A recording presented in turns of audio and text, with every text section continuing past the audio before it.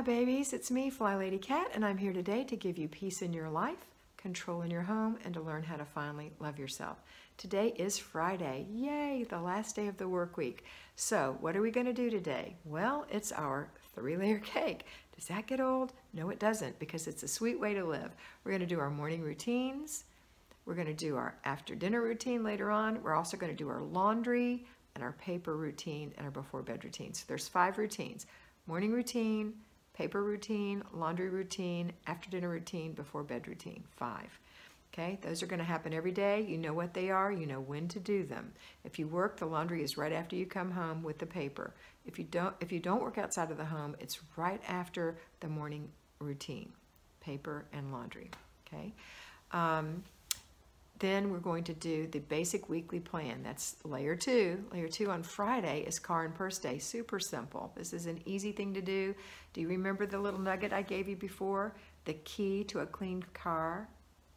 That sounded funny. The key to a clean car is the key. The key that goes in the ignition.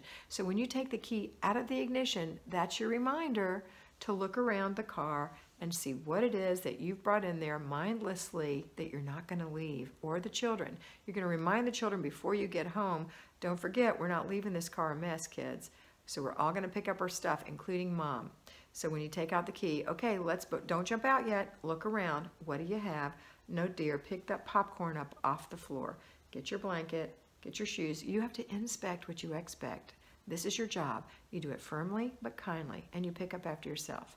So on Fridays, when you go to clean out the car, you just have to shake the mats. There's not a lot to do. Maybe wipe some things off.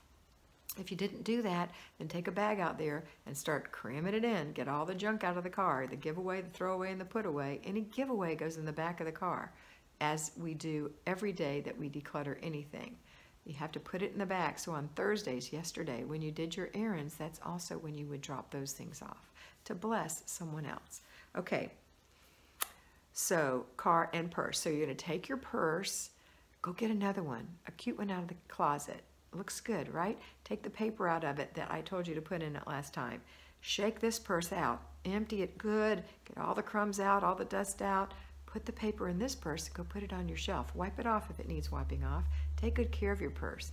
Now let's take this nice new purse that we just got out of the closet, not necessarily new, but clean, and put in your wallet, your phone, you know, everything that you normally would keep in there, some Kleenex, whatever, your gum, and put it in the right places in there so that you can find it, and then throw the trash away, and anything that had migrated to your purse during the week gets put away. Those little minions that march into your purse during the week. If you're at work, you're going to do this into a grocery store bag. So you're going to put the things that got in there that shouldn't be in there in that grocery store bag, ball it up and stick it back in your purse. When you get home, that's going to come out and you're going to put the pacifier away and the kids' crayons away or whatever that made it into your purse where it goes. Okay? All right, same for your car. You're going to throw away, put away, give away if you're at work by using a garbage bag that you keep in your drawer at work. Several, I recommend. Okay, that's it. That's a simple job for 2. The second layer. Third layer, zone 3. So you're going to, if you're at home, you're going to work in that spare room because your bathroom was done earlier. You're going to work in that other room for your zone 3, staying in the same room you were in already and finishing it. Finishing it for the week. Today is the day. If you're going to work, if you're working, you're going to delegate another weekly home blessing hour thing. So dusting or mopping, whatever you haven't gotten done yet.